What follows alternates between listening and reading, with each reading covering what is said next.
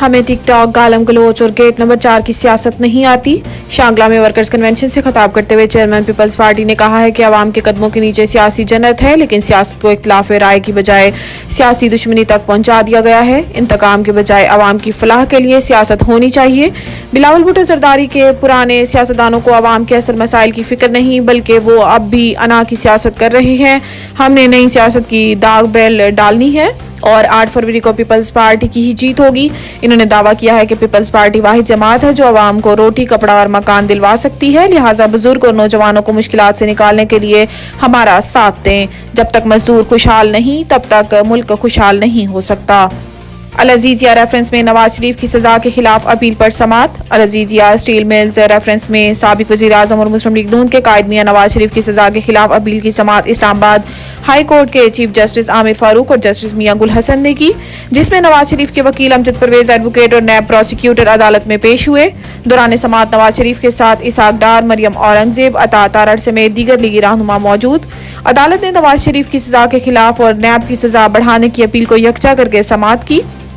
इस मौका पर नवाज शरीफ के वकील अमजद परवेज एडवोकेट ने अपील पर अपने दलाइल देते हुए कहा है कि नैब ने सुप्रीम कोर्ट के अहकामात पर रेफरेंसेस दायर किए जिनमें एक जैसा इल्जाम था। हमने दरख्वास्त दी थी कि एक इल्जाम पर सिर्फ एक ही रेफरेंस दायर होना चाहिए था। 8 नवंबर 2017 के फैसले में एहतसाब अदालत ने कहा है कि एक साथ तीनों रेफरेंस निपटाए जाएंगे। एहतसाब अदालत ने ट्रायल अलग अलग किया, लेकिन फैसला एक साथ सुनाने का कहा था। शफाफ इंतखाबात के इनेकाद के लिए पूरी तरह तैयार। इलेक्शन 8 फरवरी को होंगे। कौमी वोटर्स डे पर chief election commissioner Sikandar Sultan Raja ने अपने पैगाम में कहा है कि इलेक्शन कमीशन आम इंतखाबात की तैयारियों में मसरूफ है। हतमी इंतखाबी फहरिस्तों की प्रिंटिंग और तरसील का काम मुकम्मल हो चुका। चंद रोज में DRO, RO और असिस्टेंट अफसरान का नोटिफिकेशन हो जाएगा।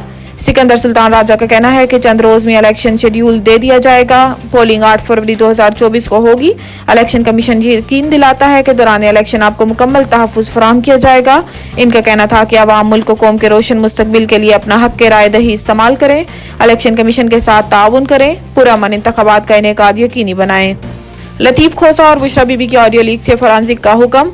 जुमेरात के रोज इस्लामाबाद हाई कोर्ट के जस्टिस बाबर सत्तार ने एडवोकेट लतीफ खोसा और बुशरा बीबी की ऑडियो लीक्स केस की समाअत की, जिसके दौरान अदालत आलिया की जानिब से विफाकी तहकीकाती इदारे को ऑडियो लीक के फॉरेंसिक का हुक्म दिया गया, जबकि अदालत ने कहा है कि director general DG inter services intelligence ISI भी रिपोर्ट दें कि ऑडियो किसने रिलीज की। इस्लामाबाद हाई कोर्ट की जानिब से दरखास्त की कॉपी DG ISI को भी भेजने का हुक्म जारी कर दिया गया। अदालत आलिया ने हुक्म दिया है कि तहकीकात की जाए कि सबसे पहले ऑडियो कहां से जारी हुई, जबकि FIA, पैमरा और PTA को भी नोटिस जारी कर दिए गए।